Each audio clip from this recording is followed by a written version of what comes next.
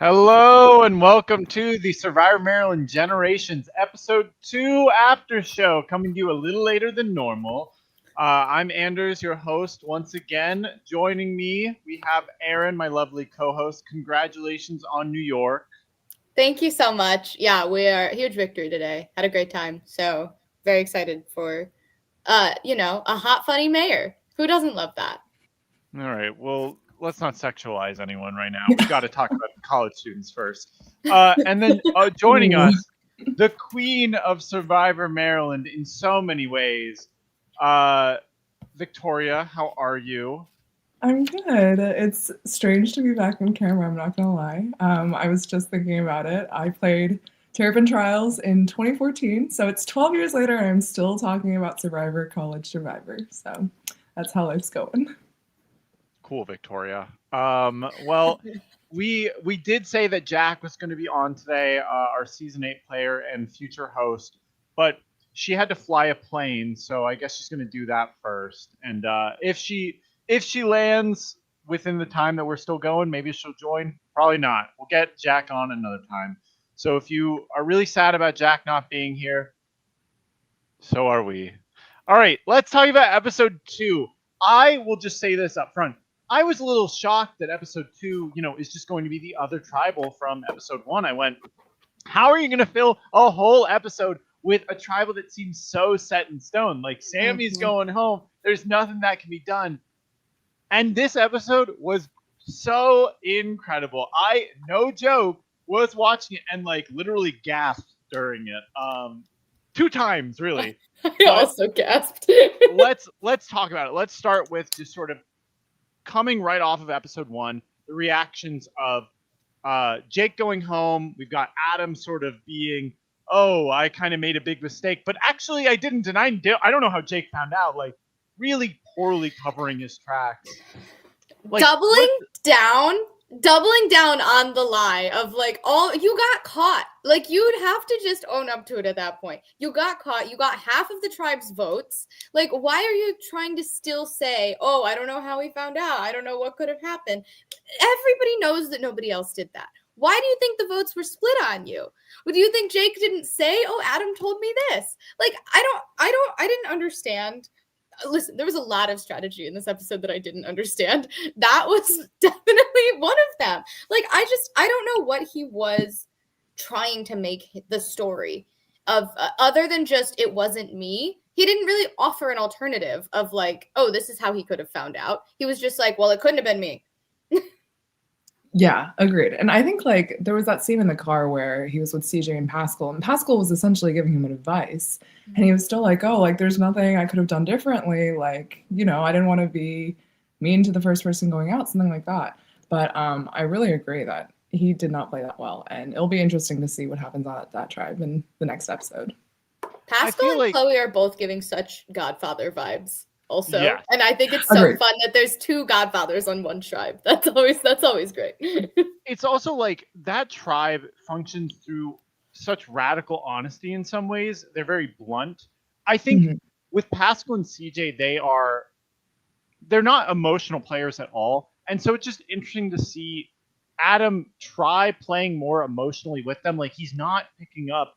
They just want him to fess up. They don't care. It's the first week. Like, they didn't love that he did that, but he got voted for. If he wants to survive, he should say something, do something, just be upfront. The fact that he's lying to them, it's like they're not going to see that, oh, well, I was just nervous or whatever. They're going to be like, well, you were lying to us. Like, we can't trust you. You tried to upend everything by telling him information. Which, to go back to what I said last week, I don't know why you would tell Jake anything. I would have let Jake burn in hell. Like, I would have been like, goodbye. Because that was his ally. I think that was fine. Honestly, I think Adam should stand by telling Jake, but I think he should have been honest about it. No, I cannot stand.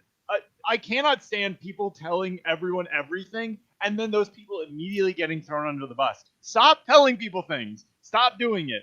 It's well, like, this is not the episode for you then. If you don't want people telling people. Agreed. 100%. I also do think it's interesting that like there are certain players when they get information, they use it and they don't throw those people under the bus. Like when Pascal, we'll get to this later, but it's just an interesting something I noticed. when Pascal tells Daniela information, she's not throwing Pascal under the bus. She's not trying to hurt his game. Mm-hmm. But when weaker players like a Jacq or a Sammy get information, they throw those people under the bus. They turn right around and go, well, we should get that person out. It's like, this person's offering you a lifeline, and your choice is to burn that lifeline. Baby, if you survive, and that's a big if, what do you think happens? Do you think that they come back to you again? No! But yeah, I think the Kyoshi tribe, what are our general thoughts on Kyoshi? I think it is, Adam is in a horrible, horrible spot, and it feels like the three girls are kind of running it with CJ and Pascal being probably their 4 and 5.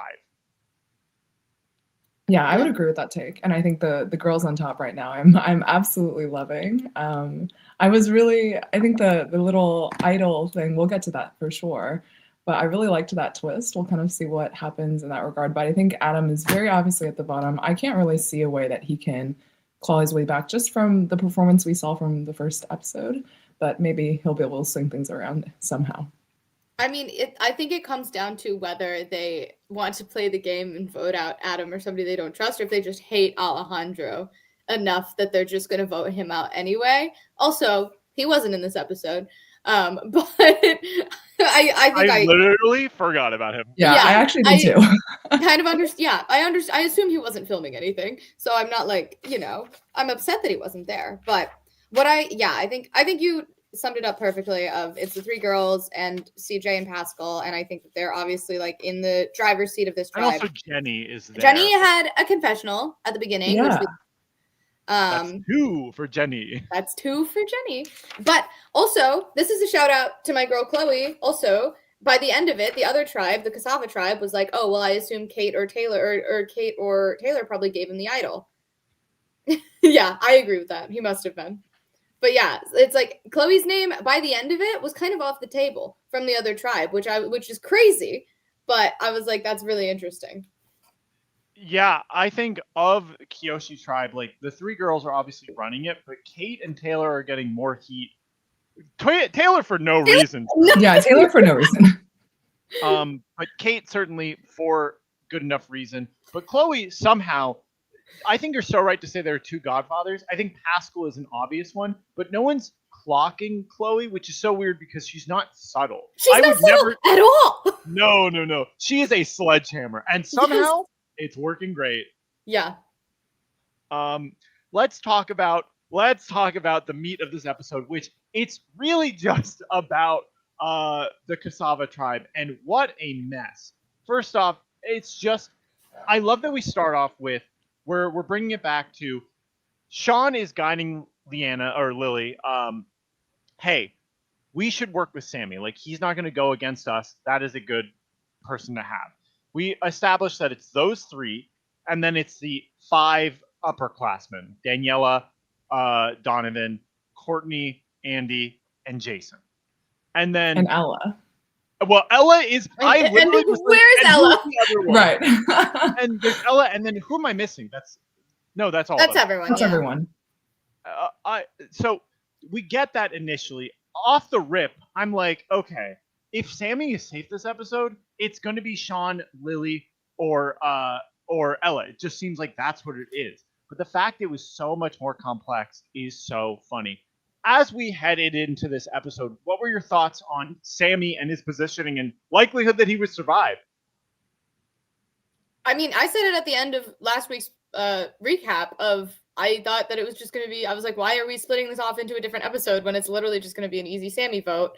I figured that he didn't have a leg to stand on. He wasn't doing anything to really try to help himself. The only people trying to help him were Sean, who then convinced Lily to also try to help him. And I was like, nothing's going to happen. But he was given a gift. I think that is the only reason he's still here. Like, I think that is very obvious. But I think he had some good moments this episode, some good thoughts. I think he had very poor excitation at most points. And I think that a lot of the things he did not help his position at all. So I think he's safe this week. Next week's another new week. Any thoughts on Sammy Victoria of just like the initial coming into the episode? Yeah, I mean, I think I did know that Chloe would want to be able to leverage her advantage, and so I was curious to see how that would go down. But you're right that after Sammy being gifted the immunity, you would expect the vote to be much more straightforward. I did appreciate that he tried to kind of, use the information. He tried to be a little schemy. We saw how that played out a little bit in the episode. But moving forward, I think the fallout from this tribal will really dictate where he stands because he did technically vote with the majority. We'll kind of see how that comes around after everything that happened, how Daniela was calling people out at the end of the tribal. I think there's going to be a lot more interesting dynamics that come around that make him maybe not the most obvious target for next season or next episode. Wow, what am I saying? Next round, yeah. Yes, exactly, next round. But I think like in terms of tactics right now, Sammy's still trying to get his footing and he's not really sure how to play strong. We completely skipped over this. The Chloe revealing the advantage to Pascal and CJ and like looping them in, and then how they got the information from the other tribe of who would go home, therefore let's give it to them. That was incredible. I mean, it was a awesome. two-pronged attack and it worked perfectly. Yes. That was everything that she does, I think, is phenomenal. But like genuinely, I think she's had no missteps. I think she's doing great. I'm loving watching her play. And yeah, I think that plan was awesome. Like having two different sources of information from the other tribe to line up. I think that was really smart. And yeah, I think that I was worried at first when she was telling Pascal and CJ. I was like, why are we sharing this? Why are we telling a bunch of people? Because she said it was an advantage for the tribe, right? But it is just an advantage for her. But she's pretty much saying, I'm going to use this for the tribe. Which, to be fair, but like thinking about it, they were all going to find out that Sammy got some sort of immunity at that tribal. So it's like, yeah, you should tell your people and you should be upfront about, the reason that you're doing it. Was it actually a tribal immunity, though? Because that's what I was under the assumption. I didn't realize it was individual immunity for Chloe. Yes, it was individual advantage. It's an individual advantage, almost certainly. But I think in the same way in like CBS Survivor, sometimes they'll be like, this idol is for the tribe. It's like, it's not literally for everyone, but I think you're totally right. This information is going to come out at some point, and this advantage will be Chloe's, but she can always use it for their benefit. And, it's only for the people that matter. Like, they can get rid of Adam, and it doesn't matter. It's not going to be his advantage. It's going to be for the 5 of them if there's a swap or if there's any reason they need to use it. But I think, honestly, at first I was like, why would you tell anyone? But I think it does make people trust you more. Like, if you're on this tribe, Chloe brings this to you, says, I'm doing this plan. Obviously, you didn't have a part in determining it. You probably still feel on some level trust that she even revealed it to you, like, preemptively. Yeah. Like, Victoria, how would you feel? Yeah. I think especially this early in the game, using that as information to build those relationships is a really strong move. So I think that was a major, I agreed with what she did, and I think she played it really well. And she gave it to Sammy. She told him, don't fucking tell anyone. And that really rung true to him. Let's talk about, I guess, the dynamics of Cassava. So, like, we come in, it seems like these are the two groups, and Valentine's Day comes in. It is, I cannot believe it, a major factor in this episode. Yeah. Like, we get their club night, which is so...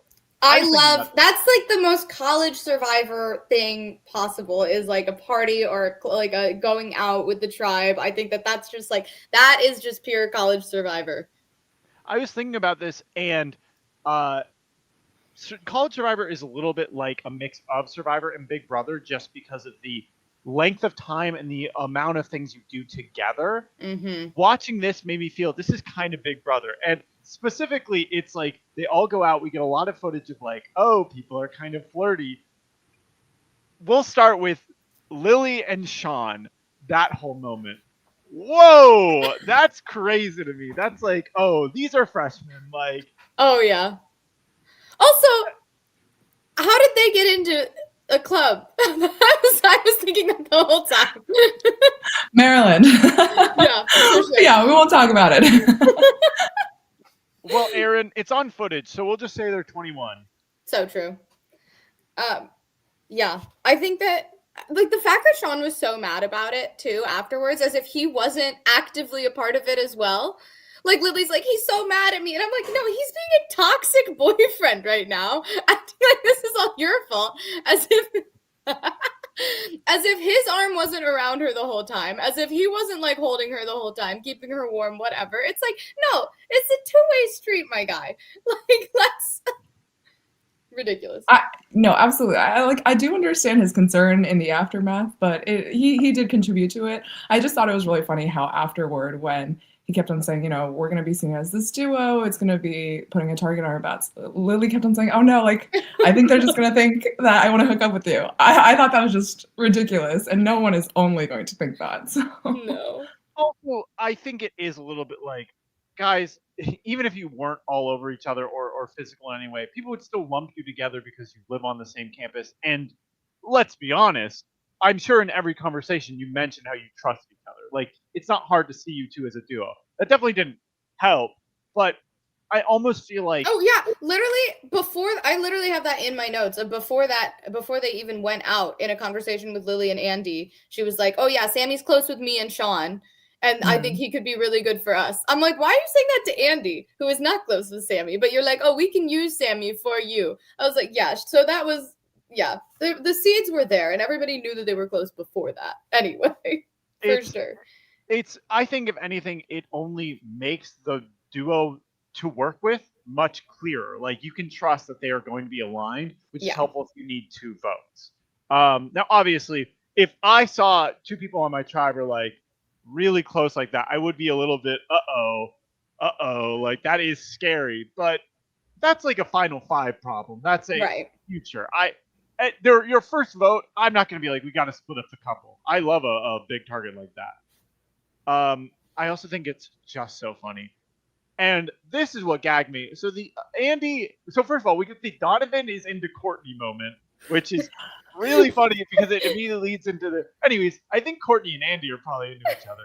And then the reveal that like Andy and Courtney are getting closer, like, oh my God. And then Courtney has a boyfriend. I'm like, what? I also fully gasped at that. But also I literally wrote it in my notes beforehand. I was like, I don't think Courtney likes either of these boys. Like, they're definitely into her, but I was like, I don't think she's into either of them. I was truly shocked in a way that I haven't before. Like, she has a boyfriend this whole time? What is going on? Why was this the story? What's going to happen? Well, we did only see it from Andy's perspective, really. He was the one who was like, oh, I suspect Donovan has the crush. Donovan did not express that on camera. And then he was like, oh, Courtney and I have this sexual tension. But I think like... The sexual tension comment was crazy. Yeah, that was kind of crazy. Because he was saying, what, like, arm around the shoulder, like... I guess when you're drunk and stuff, like, it's harder to tell. Looking each other in the eyes. That's right. Oh my goodness. Oh gosh. No, it's just funny though, because at least my seasons of Survivor, since we were very early college Survivor, I think we didn't have as much of this going on. Like All Stars maybe a little bit, but just like the drama, the showmances, all of these things. It's really interesting to see how it's evolved as well, and the way that Andy will respond in this episode and potentially in the future because of this misunderstanding. I think that's also going to be really interesting. And this is where the big brother of it all comes in, where it's like, you just sort of get this vibe of, oh, there is someone outside of the dynamics they're all existing in that is affecting it, but you just wonder, how does that affect how they're going to play with each other? Like, it isn't just numbers. It's Andy does probably have some sort of crush on Courtney, and they're in this intense game together, but there's a party outside of this game that she is connected to that's like, how does that affect his perception then of her and her actions and how he wants to work with her?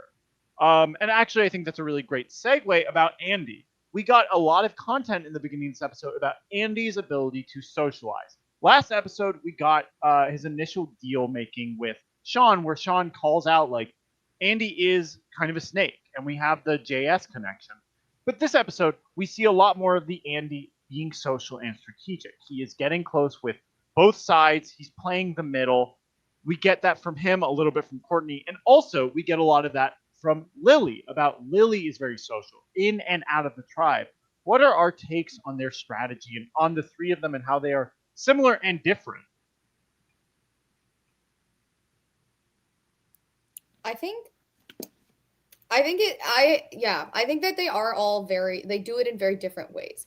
Where Lily does have an advantage of just being a freshman girl who it gets to be a little more unassuming, who gets to be a little more like, oh, you're just this like little sweet child, like you can't really do anything, but obviously she can. And like she even said, she was like, oh, well, Daniela's like having all of these people in her pocket. That's my job. That's what I want to do. And you can see as she gets a more solid footing in the game, she's getting cockier and cockier. And I think that it's gonna catch up to her, but it is very fun to watch. Whereas Andy just started off cocky, like so cocky as hell. I literally wrote in my notes, I was like, Andy is so judgmental. Like every one of his confessionals early in this episode, he was just saying like some shit about somebody, and at every turn. Like he was constantly judging people just based on nothing, which seems to be the vibe of this cast, and maybe that's why he's in such a good spot, is because he knows how to talk shit with people.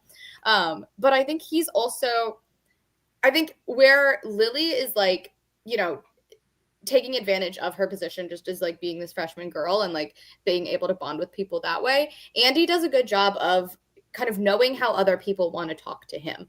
Of like when he's, with these upperclassmen in these strategy meetings, it's like a little more down to business. It's a little more like, we're going to have this conversation. We're going to talk like this. And then when he's like meeting with the freshmen, he's like, oh, we're going to yap a little bit more. We're going to bounce things off of each other a little bit more. And I think he does a really good job of kind of like being a chameleon in those conversations. And then he's in his confessional and he's just like, fuck everything, fuck all these people, like they all suck.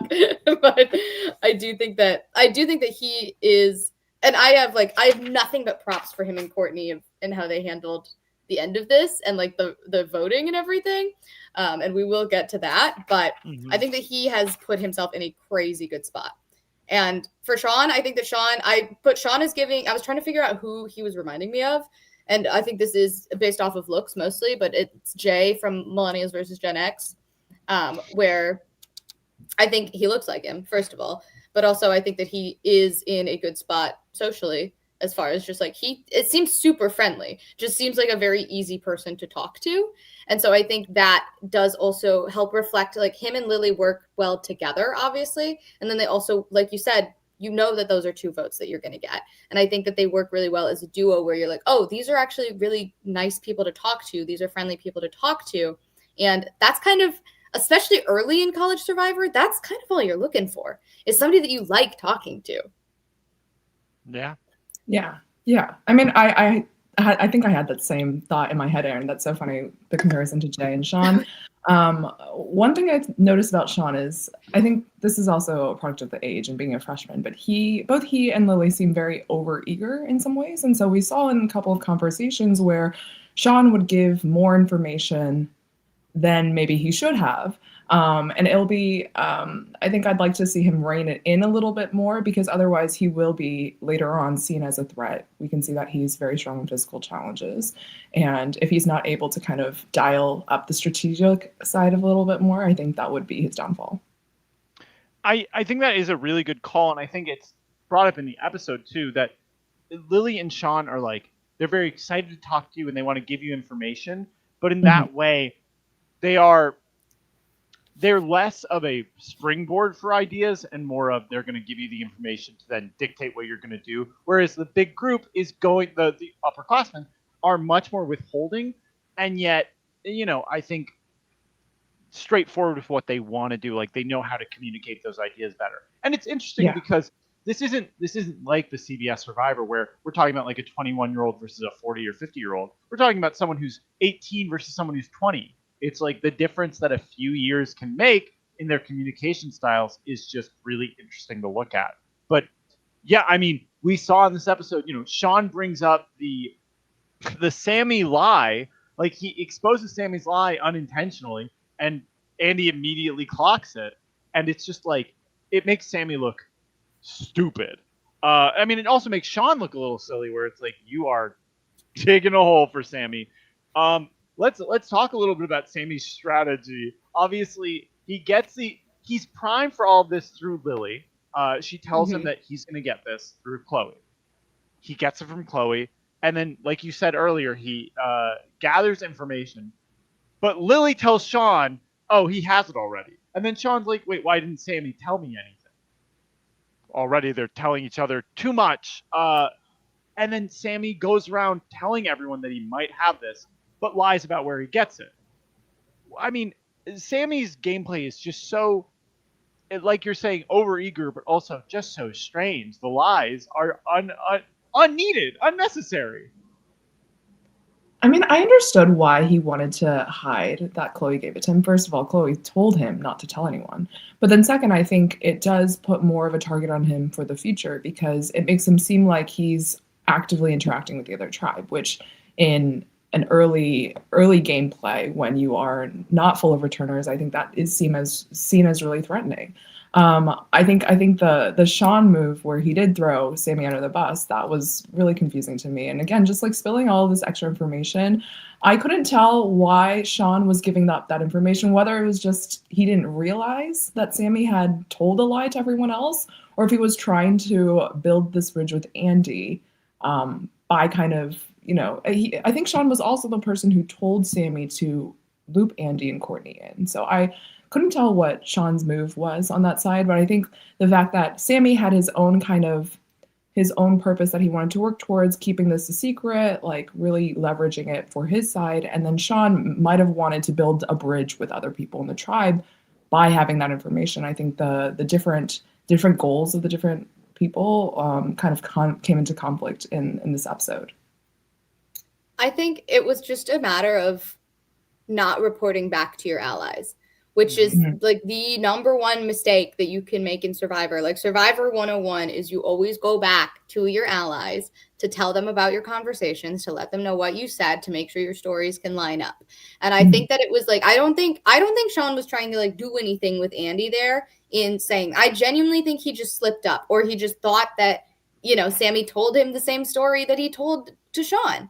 I think that like, if Sammy was going to do that, if he was going to lie, I think that's fine. Like you said, I think, yeah, keep that distance, but tell your allies that you're about to lie to people so that they know in their conversations to lie also. Like, I think that was just the biggest fumble to me until all of his, I don't even know what he was trying for at Tribal, of everybody's butt dialing him all the time. But well, that's talk about giving too much information. He handed someone his phone. Look at my call-logs when Kate's at the top. Yes. Oh my gosh. Why would you ever offer that? Why would you give anyone your phone in a game where you're texting and calling each other? Why would you do that? What's the point? That was ridiculous. Absolutely. But they all butt dialed him, so it's fine. Girl, you FaceTime? Well, what are you talking about? She butt FaceTimed him. It's just it's the way that was his only response. Like he just only kept saying, "Oh, well, they butt dialed me. Like she butt FaceTimed me." It's like you got caught, my guy. Like either make up a better lie or fess up. Like also, those are your options at that point. Got caught is a crazy way to say you gave this information freely for no reason. Yes. Like Victoria, I'm just gonna keep. I didn't even think about this. They're just so reticent with the information. Like, why are you giving anyone that information at all? Like, you could just say no one has called you and they can question it. Why would you show them and then be like, oh, this call from Kate? Oh, who knows? Sammy, and then, I mean, we'll talk about Tribal. I mean, we can talk about it now just because it's also on my mind. When Sammy brings up, I didn't meet anyone for lunch and they didn't at the diner. No one said anything. What the fuck are you talking about? It's just... It felt like I'm watching a comedy movie. Like, no one asked. He has not done himself a single favor this whole time. I was blown away that he brought that up, and they were all like, Sammy, what are you talking about? Also, this is an incredible comment. That's the thing too. They could see how happens long it way was. too often. Like, girl, it's crazy you would do that. But looking at sort of, Sammy's incredible. Such a bad player. Him and Jacq, really, I can't believe he survived.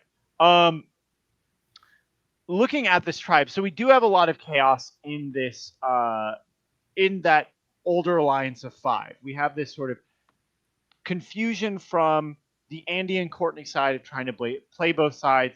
The Daniela, oh, you're going to be the other vote situation, which Pascal's trying to keep this situation with Daniela. He's trying to keep her in the game. When he hears about Daniela's going to be the other person targeted, which again, Sammy is telling people for no reason. I could not handle the way that Sammy texted. Like those screen recordings of Sammy just being like, "Hey, looks like the vote's Daniela?" ? And it's like, what are you doing to this person that's not even going to tribal? Yeah, Sammy giving away that information that he wants to target Daniela for some reason. Going to Pascal. Pascal says, "I need to keep Daniela in this game." Do we feel like it is important for Pascal's game? Like, how are we evaluating that? I personally think I love Daniela, so frankly, everyone should drop to the ground and give her room. But what do we take? What's our take on that? I think just coming in. No, go ahead. I was gonna say the only thing worse than being one of 2 returnees in the game is being the only returnee in the game. So I think as soon as one of them goes out, it puts a spotlight on the other one. Hi, Katie. Like that's just I think it is important for him that she stays in.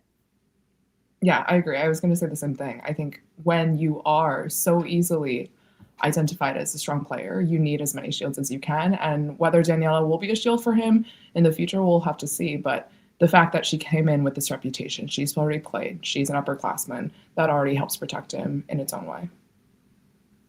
Yeah, and I think that, Victoria, you were on crew for Guts and Glory where they had 3 returnees and 1 in each tribe. I imagine that also probably has an effect on Pascal of like, it was probably a lot easier for them to survive when Nicola and Alan were both there, as opposed to when it was just one of them. Yeah. But, and then obviously, Erin, you watched your season 4. You were on crew for your season 4 where you had 4 returnees, 3? Mm-hmm. 4. 4. So it's like there's even fewer here, and it is like once one goes, it's just that much easier. And it's not like they've been immune from that already. Pascal was a name brought up for the first one in his tribe, and it's like there were 3 returnees in Guts and Glory. Wait, oh no, there were only 2. No, it was just 2. It was Nicola and Alan. That's right. I forgot that one tribe just didn't. Austin said, "Eh." Wait, which tribe didn't have a returnee? I think it was the tribe that kept on going to tribal. Was it? No, actually, Nicola was in that tribe. Was it? Was it the Sokatria?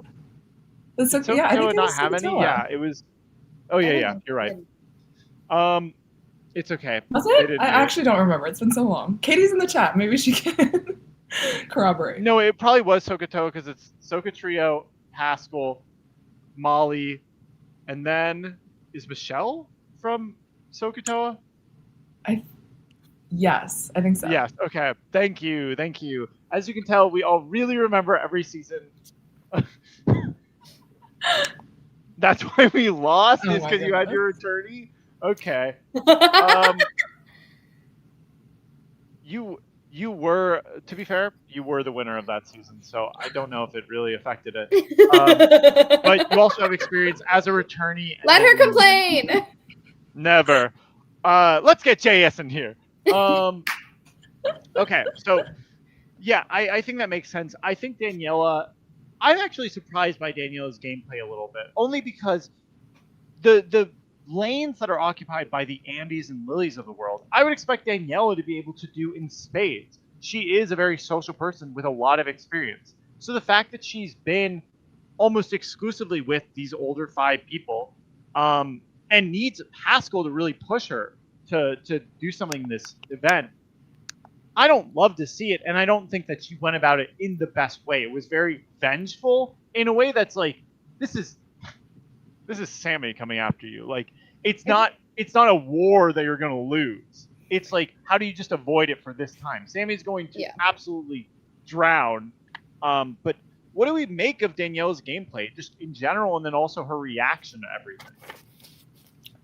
I think there was a point in the episode where she said she wanted to lie low a little bit and kind of take a step back. And it's interesting to see that happening because she's already coming in with the returnee reputation, and that puts a target on her back. I think if she continues to lie low, it will actually negatively affect her because it's not going to make her seem more trustworthy. It'll just seem like she's trying to scheme and no one knows about it, in my opinion. I agree with that. Yeah, I think that there's a difference between laying low or playing under the radar and not playing. And I feel like she's laying too low and kind of not playing. Like, yeah, if you're not talking to everybody, you're not doing enough. Like, period. You should be having conversations with everybody. You should be constantly locking in with your allies. You should have your finger on the pulse of the game especially if you come in with that reputation. Yeah, absolutely. Like, Pascal knew everything about his tribal by the end of it. Like, he knew exactly where every vote was going pretty much. He knew, like, he knew what was happening. And yes, it's a different tribe, but Daniela, your tribe is messy as hell. Like, your tribe loves to spill information constantly. Why don't you know any of it? Like, I think that was, like, I think it was unfortunately kind of a tough look for her. And I think that I also love Daniela. I did not love her comment when Sammy played his advantage. And she was like, well, you're supposed to play it after the votes, but you're stupid. So it was like, that was. Well, she thought it was an idol, not an. I know, but I was like, you don't, like, he's playing it when he needs to. I think that your stupid comment was a little unnecessary. There's an element of, like, I think when you play with all returnees and there's that element of everyone's played before they know how to play and you get burned by it, you can almost feel like, oh, well, I played too hard and that's why they wanted to target me. But it's a different game when you're playing with newbies. I don't think that you can lay low. I think, and this is coming from me, so, like, obviously it colors my experience, but I believe if you come in with a target, baby, you got to be active. What's going to happen? People are going to put a target on you again? The target can get so big that it becomes, frankly, something you can ignore. I think that you don't have... When Victoria gets on to, Maryland All-Stars, everyone there can be a threat to someone. So I think it's easier not to be the big target, right? But if it's Victoria and a bunch of newbies, Victoria can't just be, I'll just hang out. It's like, everyone's going to go, let me kill Victoria really quick, because she will snake. Like, there is no... To me, Danielle's too scared of being what she got out in All-Stars with, and it's like, well, you're going to get out of this game if you don't play harder. These people need someone to whip them into shape, or more importantly, to rely on. And who's more reliable than someone with experience who won't blab everything? And she is blowing it. Yep. Yeah. It is disappointing to see, especially because we'll get to it, but I'm not feeling great about Daniela's chances in this game. I kind of agree. Because, at this point, who's pulling for her? And especially when we see that preview for next episode, when she's just screaming at all of her allies. Like, all but one of those people in your mind is still your ally. So you cannot do that. You cannot scream at all of them and interrogate all of them like that. Because they're all going to be like, oh, so you don't trust me. The ones that did vote for you are going to be like, oh, you don't trust me. And that's going to sever so much. And you can't do that when you haven't been pulling your weight as an ally. When you haven't been putting in that work, doing those other conversations, telling them the information. When you were the other name, you don't get to turn around and, like, scream at your alliance members who just pretty much saved you. Also, when you've never voted together. Yeah. Maybe nothing to hope on. That too. That rough showing, but I do love that it's like the information got out. Oh, Daniela, you're probably going to be the target if Sammy does this thing. And they kick into a plan like, what do we do in this case? There's also two alternative plans besides the Daniela and Sammy. There is the Jason of it all, and then there is Ella or Lily. But I think it was very clear. If you're going to choose between Lily and Ella, I mean, Lily's talking to you in fun. Ella, literally, who? Yeah. She had one meeting and it was, like, in class? It was on a bus. It was on a bus. No, it was. She had a meeting with Donovan. Donovan. Like in class. Yeah. And that was like very early when they still thought that Sammy was going to be the easy vote. But I thought it was so interesting that Ella got information on the bus from, I think it was Sean, right? Mm-hmm. That there would be this potential advantage. And she was like, oh, I don't believe that. There's no way. And I'm like, girl, you didn't do anything. What are you not believing? You're getting information. She went, I heard one person say Sammy's going home, and that's what I believe. The fact that the whole other tribe knows what's about to happen at your tribal, and you have no idea. Like, that's crazy. Not to be an Ella hater, but the fact that she didn't go home made me actively so mad. I was shocked that Jason went home because I went, who's keeping Ella? She's not getting any content and she's not in the game. Like, I get it. You may have questions about someone's loyalty. Get rid of her, please. I was yeah, I was a little sad too. Yeah. I mean, just the opportunity for that like cross tribe collaboration between Kate. Can we also talk about that prank call at some point? But like, you know, the opportunity for Kate and Jason to interact and all that, whereas we really see Ella doing nothing so far. So unless she steps it up, I did think it was kind of a shame that we lost Jason, who could have had more potential playing. I'm curious, what did Jason do? Like, did I miss something? Why didn't they trust him?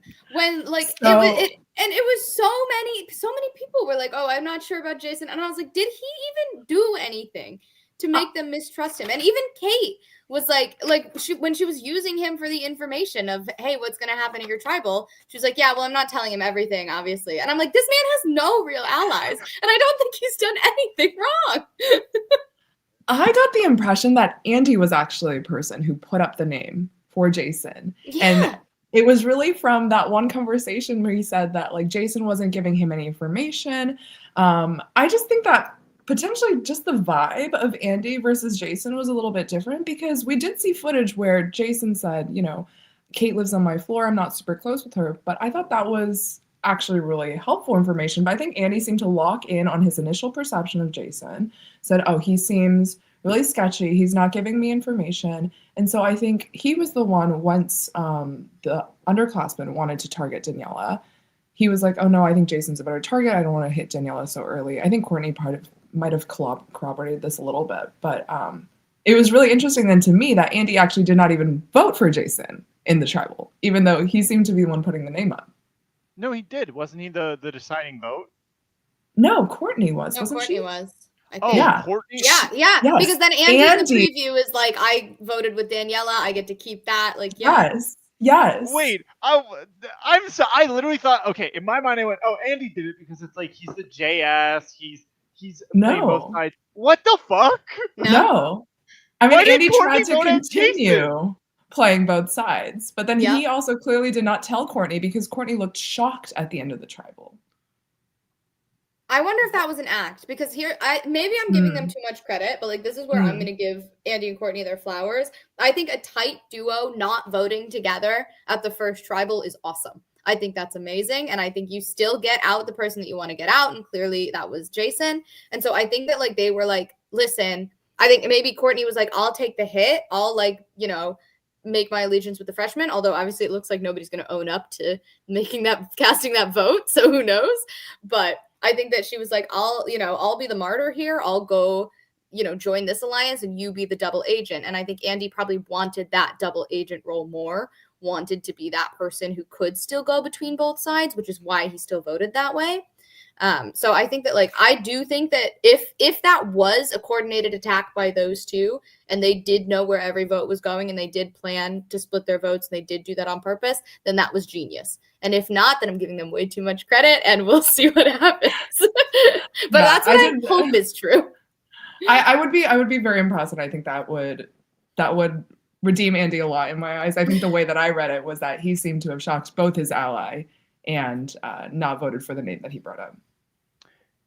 To me, it's undeniable that Andy and Courtney were the MVPs of this episode and on this tribe. The fact that they are the hinge, they are the middle between these two sides. They prevented anyone of importance to them being targeted, even though it could have happened. they get to ride the high with whatever side they want. I mean, we'll see how Daniela reacts, but like they were in control of everything.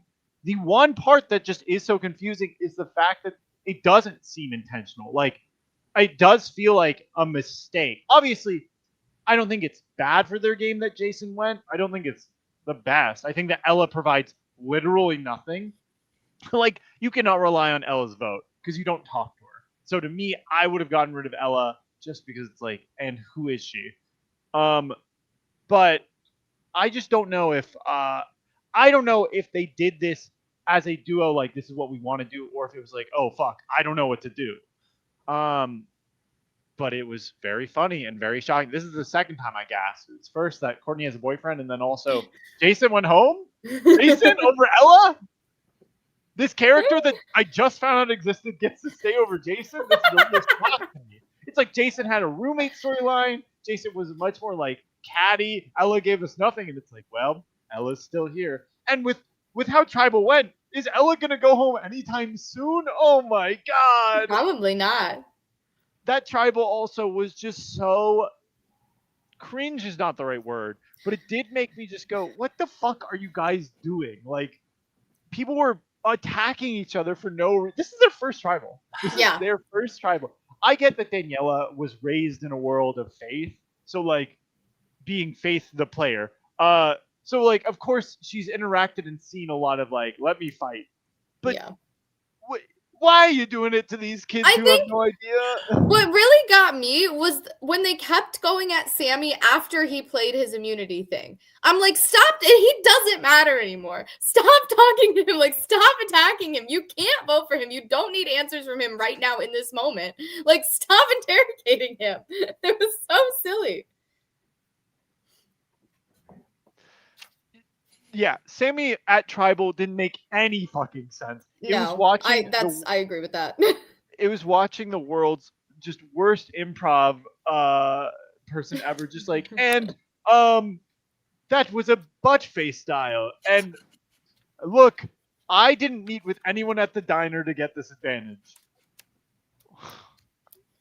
Just but I would also say Daniela played Tribal so aggro for no reason. Yeah. She didn't even get any votes.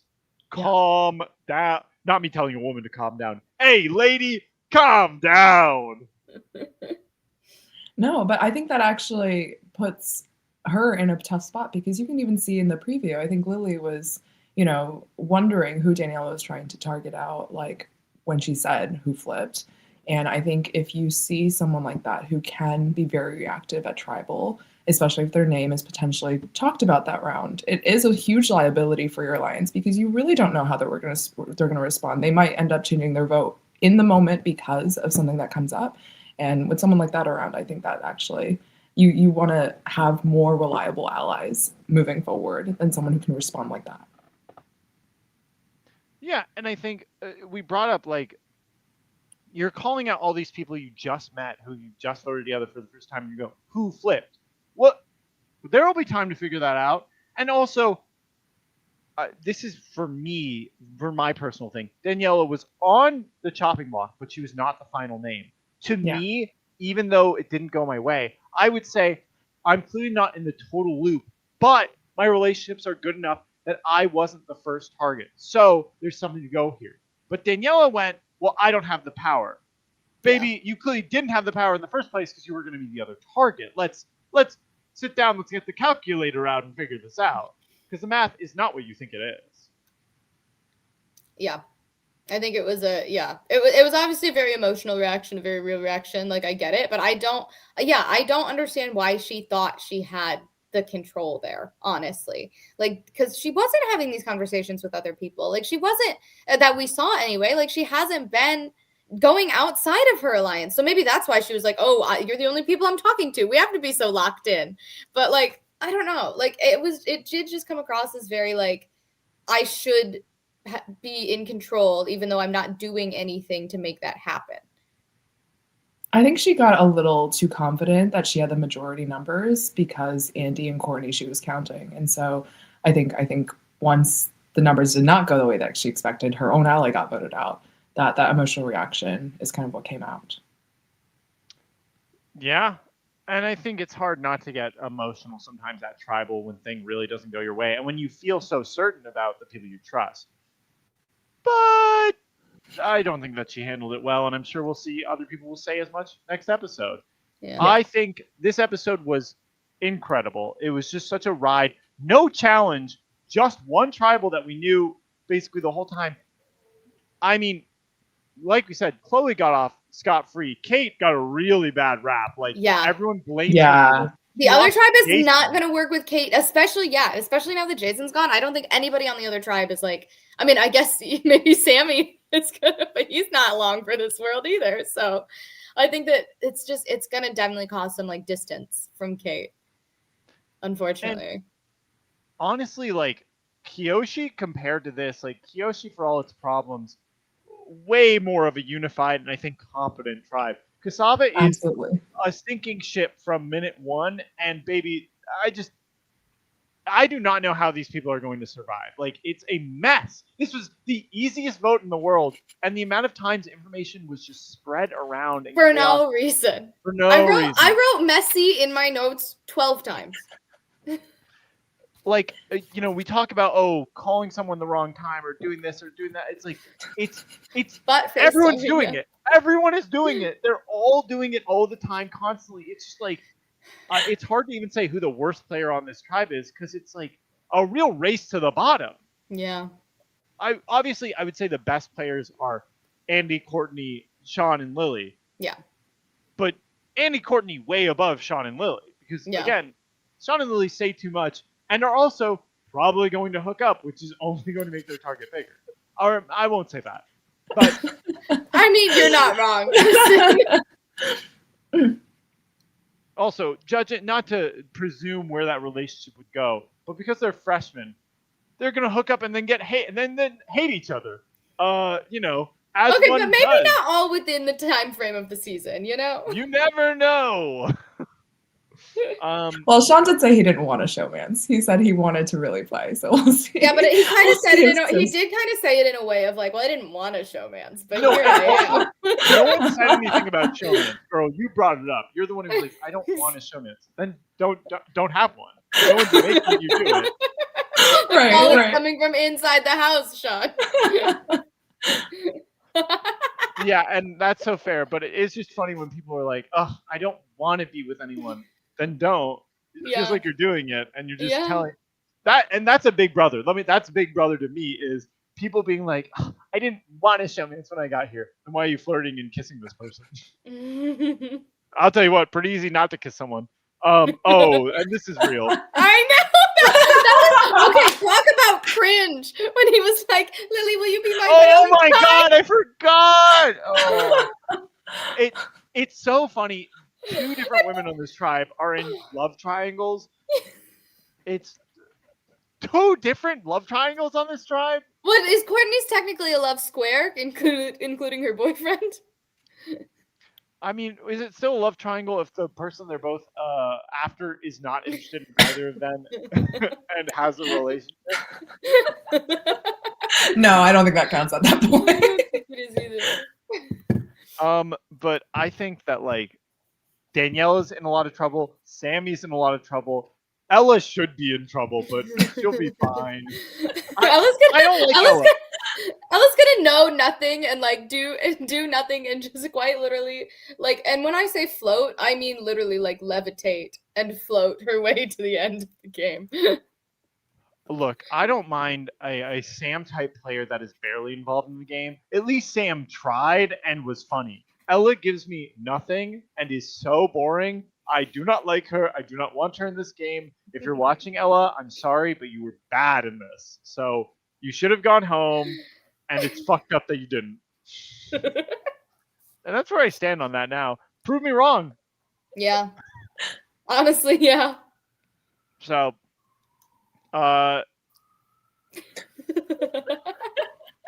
and this is true. Sam and did have Eric in her pocket. That is 100% true. Say what you want about Sam. Made it to Final 5. And she'll be here. What about you? Not for long. I miss Sam. I could use Sam on every season. Yeah, I mean, what are our takeaways from this episode? How do we feel about the state of the game and who might go next from each tribe? I honestly, I don't know who would go next from this tribe. I think it'll come down to the reactions from the tribal, because I think Danielle is putting herself into a hole that she does not need to be in. I think Sammy would again be an obvious target for the next round if he does not do. But as long as he does not do anything crazy, I think other people are actually digging deeper holes, which is actually kind of wild in itself to say. But I think I'm genuinely concerned about Daniela's position right now. The aftermath from the tribal will be really interesting. I still do not know if Courtney knew what was coming, and depending on whether she knew or not, I think that also affects where she is right now, because if she was blindsided by Andy's vote, I think that also potentially puts their duo a little bit on the rocks. And so we'll see how Courtney responds to the fact that, Daniela thought she had her vote and Courtney voted against Daniela's tribe or Daniela's alliance, and then how Andy and Courtney kind of handle the fallout, whether they knew, and then whether they approach it, the two different sides, to kind of clear it up, how they work that. In my world, where Courtney and Andy planned this together and knew everything that was happening, I do think, I have good news for you, Anders. I think Ella might actually be on the chopping block next. Because I think that even with the blow up, I think even with everything, if it's not directed at Andy, if Andy is still like, oh, Daniela still trusts me, the priority, I think, for Andy and what makes him a good Survivor player is he's looking at who trusts me. I want to keep around people that I can control or that I can have in my pocket, because he's still going to have this little freshman group because he, helped them actually get done what they wanted to get done. And he voted with this senior group. So they're still going to be doing what he wants to do. And so it's going to be somebody, I think it's going to be like an Ella or a Donovan, people that are kind of on the outside of Andy's inner circle. I think that he's the center point of this tribe. And so I think that it's going to come down to who he thinks he can't control as easily, or who he thinks he doesn't trust him as much. And so if Daniela does still trust him after that, then I think she's fine. But if her blow up is pushed towards Andy in any way, then I do think that she's in trouble. So I have 3 guesses, and it's Daniela pending her reaction, Donovan or Ella. I think that is a good call. We did see some doubt from Andy towards Donovan. Part of me was like, because of Courtney. But they did come sequentially, so it's like, Yeah. No, it's true.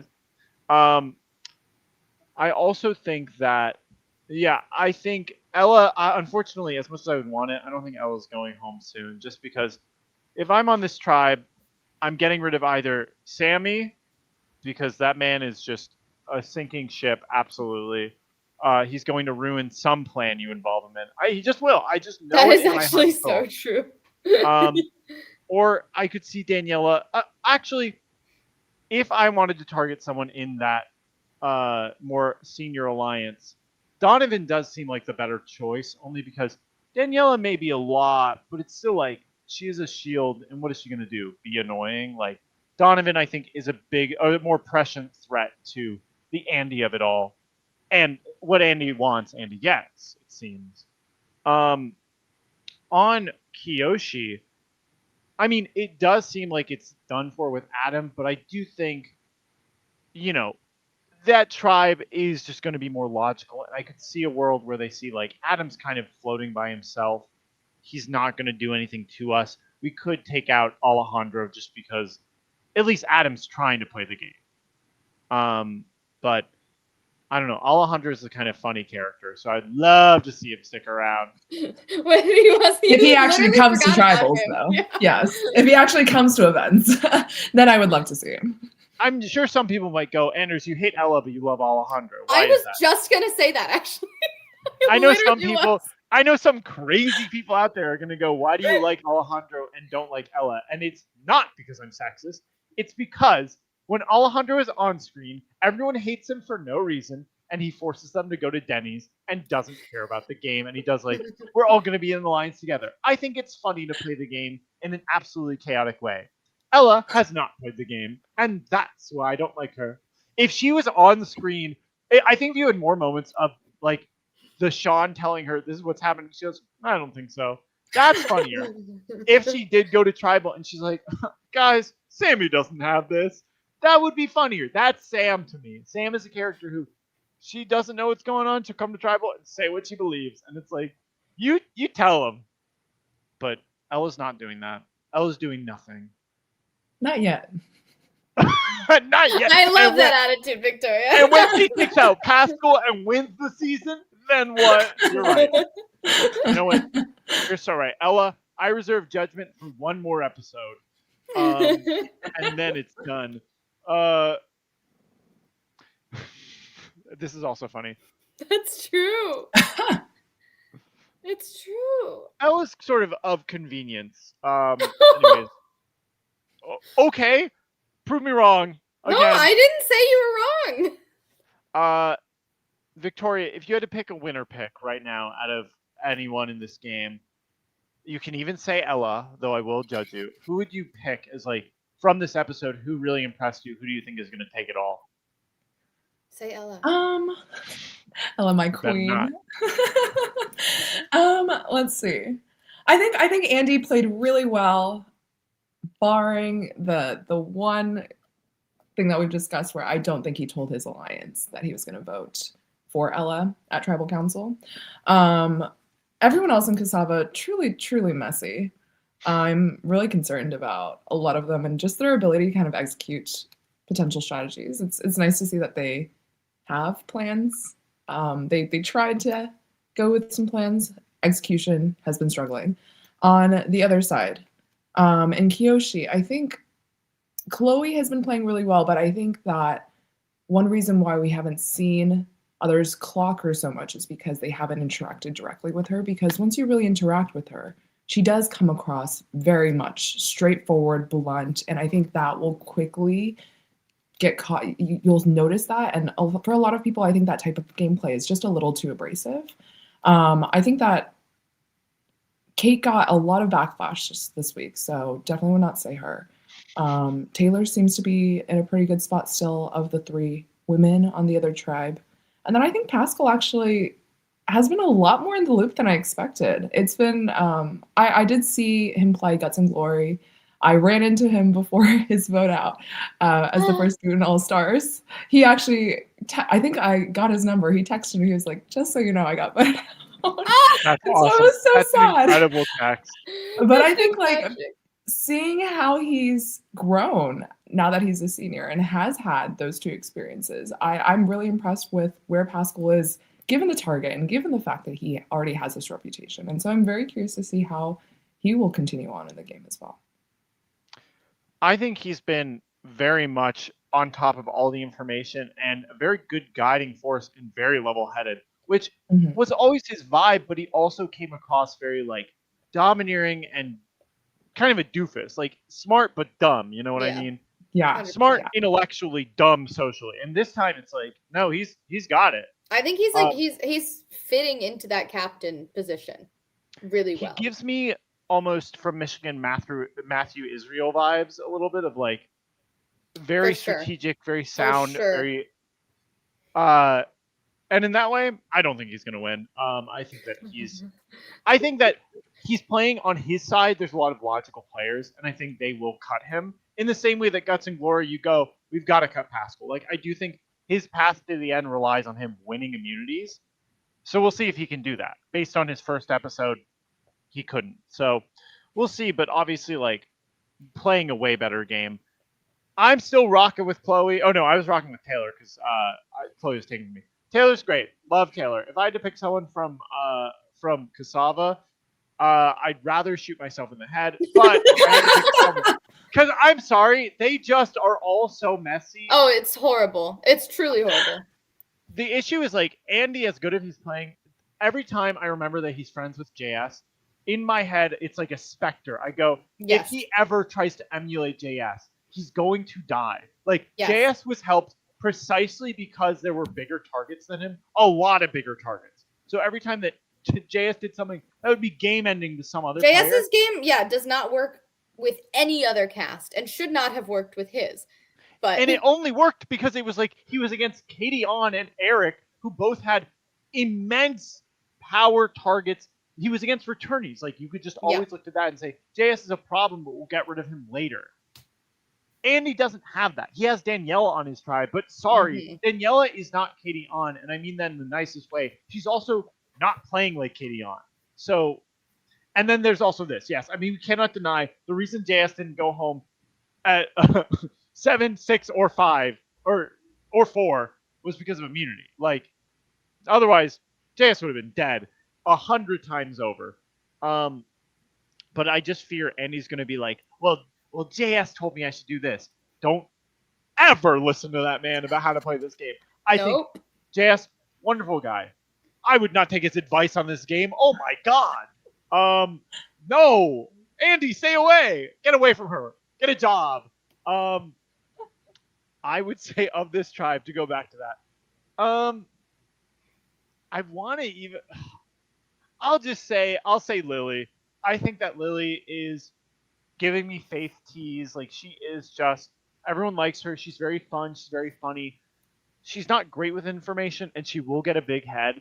But part of me is just like, maybe it won't be that bad. Maybe people will still, even with a big head, they'll be like, she's so funny. She's so crazy. Love that girl.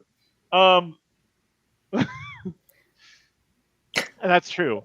Oh, goodness. Anyways, I think if I had to fix anyone, it's Lily. It's Lily and it's Taylor. I'm rooting for the freshman girls. Anders said, I'm not sexist. I'm not sexist. I root for women except for Ella. I don't like Ella. Oh, you know what else is interesting? The first 2 boots of the season are men, which, thank God, because there are fewer women than men this season. So in that way, I guess it's good Ella stayed, but, you know.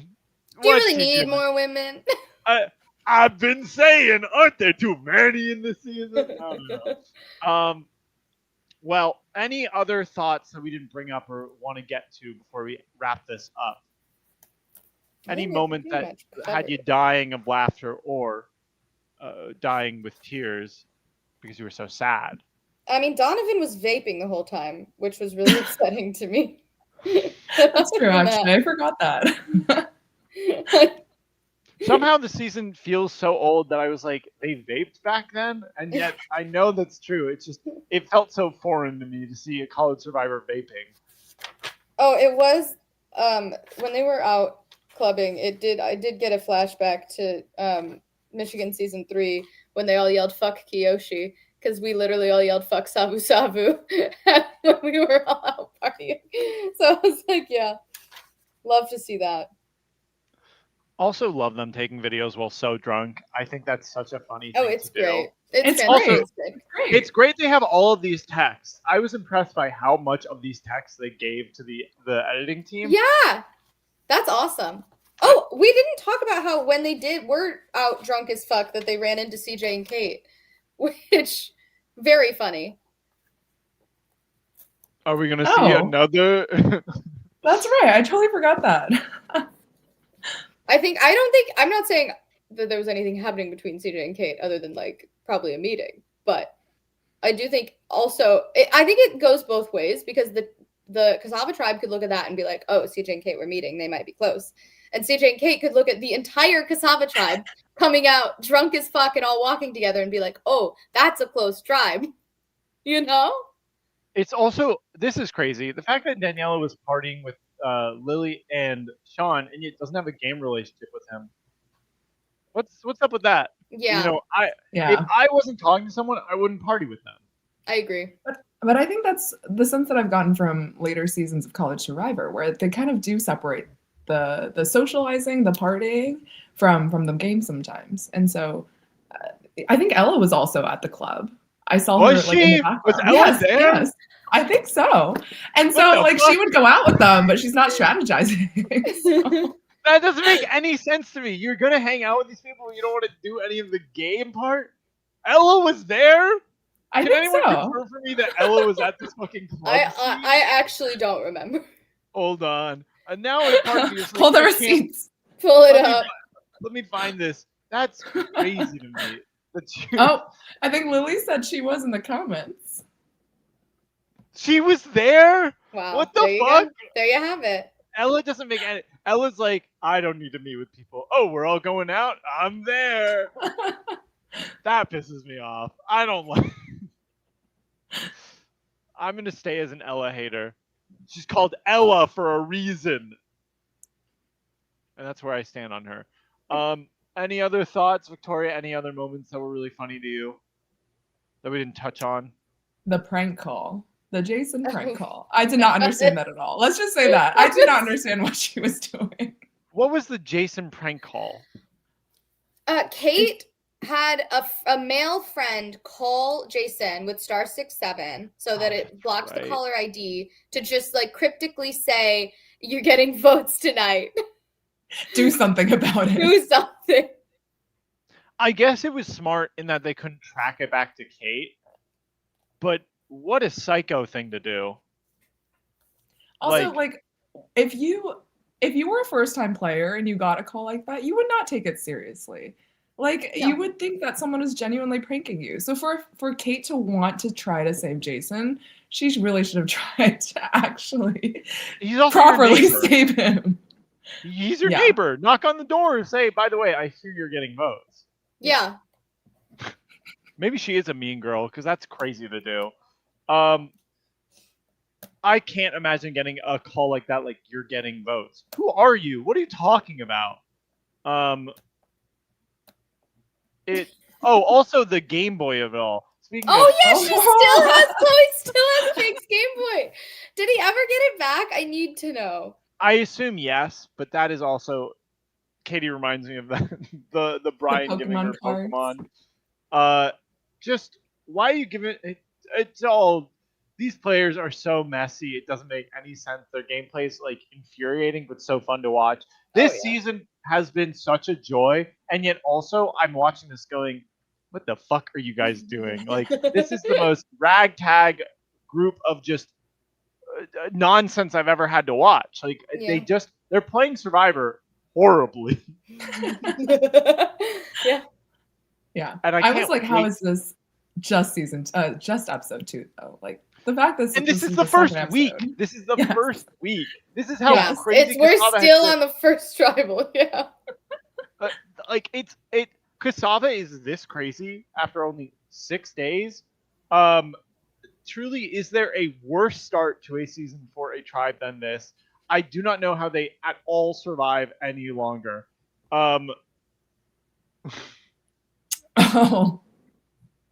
It's agreed. It's wild that you know what? It is crazy. CJ's big blunder last episode is so nothing compared to everything that happened this episode. Actually, before we go, what would we say is the worst move of this episode? Oh, that's such a good question. Part of me wants to go even hard enough to say Chloe giving Sammy the immunity. Because really? the advantage...